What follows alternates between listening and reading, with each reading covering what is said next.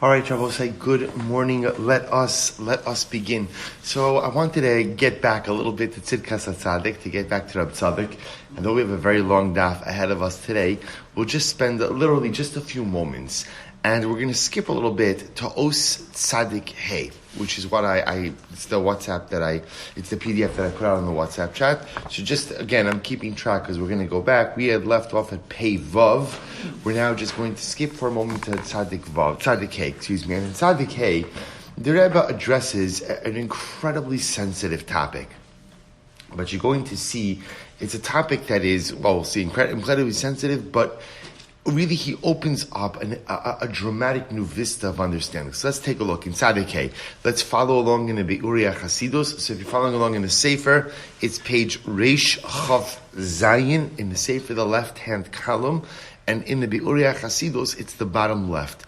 Bimei haNeurim shal Adam. When a person is young, during my youth, Resichas hatayva shel haguf miskaberes belibo. Youth is often marked by an overwhelming desire, physical desires. Literally, his lashon is, in the days of my youth, Resichas hatayva. Now, the lashon here is so profound. Resicha means boiling. The boiling nature of one's desires. That's when one is young, right? One is filled with so much desire. Miskaberes belibo. And those desires often get the best of us. Those desires often overtake us in totality.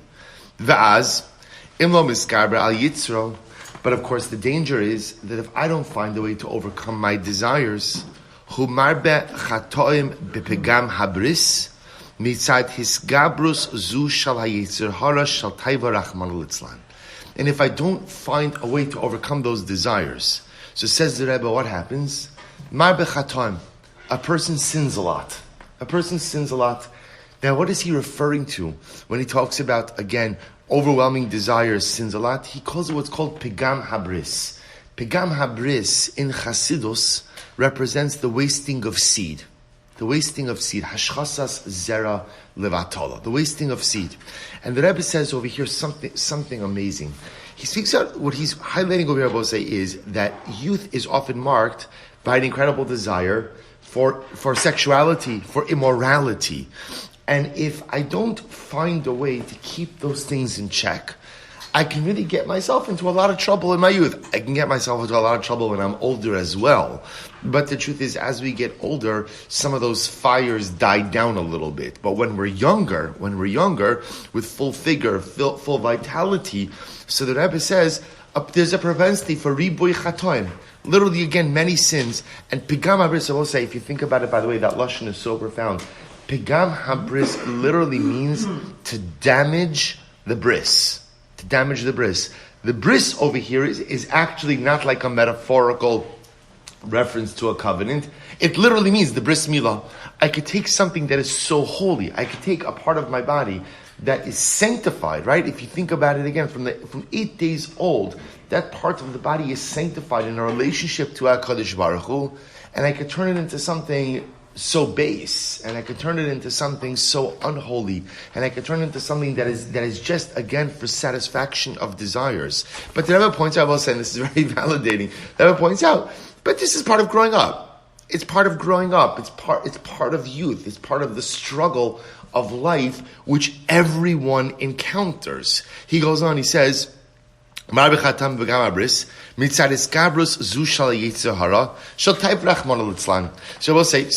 the Rebbe says two things over here. Part one is that youth is marked by Resichas Hatayva.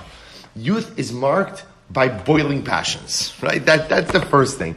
And this is so important because sometimes, like whether it's in chinuch or whether it's in raising our children, we fail to understand. You know, it's funny how when we grow up and we become parents, Baruch Hashem, that we forget what it's like to be kids, right? And it's amazing. Sometimes you see this, like parents hold their kids to expectations, and you want to say to that parent, "Come on, you weren't held to that expectation when you were a kid. I know you when you were a kid. Right? You weren't doing any of that stuff you're telling your kid to do," which is good. We always want better for our children, but sometimes we forget the struggles of youth. You forget the struggles of youth. So the Rebbe says part number one is recognize that youth is marked by this Tzidkas Hatzaddik, this boiling desire. That's part one.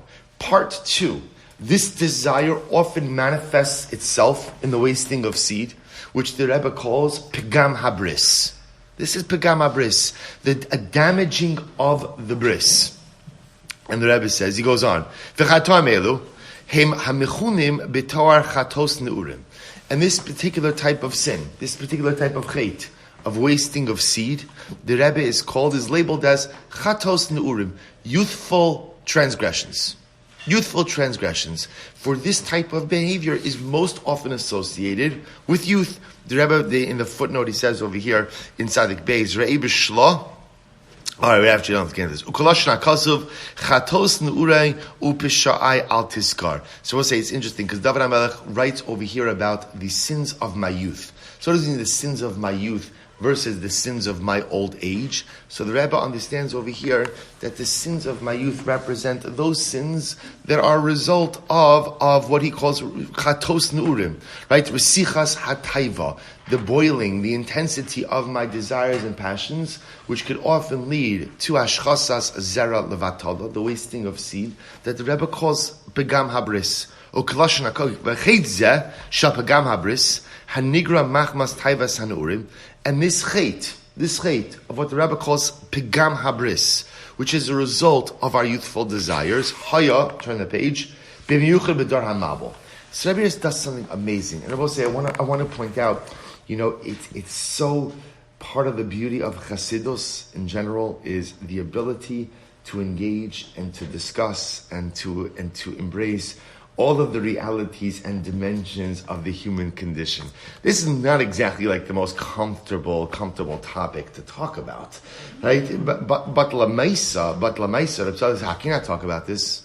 How can we not discuss this? This is a real part of life. It's a real part of life, and it's certainly a real part of youth, and it's for some real part of adulthood also. So, to understand the dynamics, sometimes, again, telling people that something is, or telling ourselves that something is wrong, I know a lot of things are wrong, I still do them, but Lamaisa, understanding the dynamic and better understanding how to rectify things is really what it's all about, because inevitably we're all going to sin. And what the Rebbe is highlighting over here is this chatos neurim, the sins of the youth. Everyone falls into this trap at some point in time in life. So the shaila is, how do I climb out? How do I rectify it? How do I make it better? How do I learn? How do I grow? So the Rebbe says, interestingly enough, this was the sin of the Dar HaMabul. Kimo shene'emar sham mipi HaKadosh Baruch Hu l'nach acharei HaMabul ki yetzer leif ha'adam ra minu arav. So we'll say, this is incredible. So Reb Tzaddik posits, I don't think this is his pshat. I think this is quoted elsewhere as well. That the chait of the Dar HaMabul was pegam habris. This, right, the generation of the flood. Their primary sin that led ultimately again to their destruction was hashchasa zera levatala, was pegam habris. Pegam habris. And now how does Rebbe know that? Because if you notice, by the way, after the Mabul is over, when Hashem promises Noach that I'm not going to bring another flood, the lashon he uses is ki yetzer leiv ha'adam ra minu arav, because I've come to realize that man has a proclivity to do bad things from when? From his youth. So remember, what did the Rebbe say? Pegam habris. What is that called? That's called chatas neurim, sin of my youth. Sin of my youth. So therefore the Rebbe says, you see, this was the struggle of the Dar HaMabul that ultimately went ahead and led to their destruction. V'nirmaz bazeh shekilkulam shel Dar HaMabul haya mikoach taibas hayetzirei mehaneurim. The Rebbe said what undermined the Dar HaMabul, what fundamentally undermined the Dar HaMabul, was an inability to rein in one's desires and ultimately express those desires in a non-constructive fashion. The Rebbe's take-home message, therefore, isn't if we're engaged in Pegam HaBris, we're going to destroy the world. That's not his takeaway over here. What he's trying to highlight is something amazing, that you can't have a functional world, and you can't have a functional society where life is all about pleasure seeking, right? So if that's what the Dar HaMabul was, that everything is just about pleasure and everything is just about gratification, you can't have a world like that. So HaKadosh Baruch Hu therefore needs to restart everything. But that's the chait that fundamentally undermined the Dor HaMabba. So I have to stop over here because I'm already 10 minutes into my 5 minutes. But Emir Hashem, we'll pick up with this topic, a very important topic, Emir Hashem tomorrow, and we'll see really how the Rebbe just gives incredible eitzes and incredible insights for this particular struggle. Shkoyach.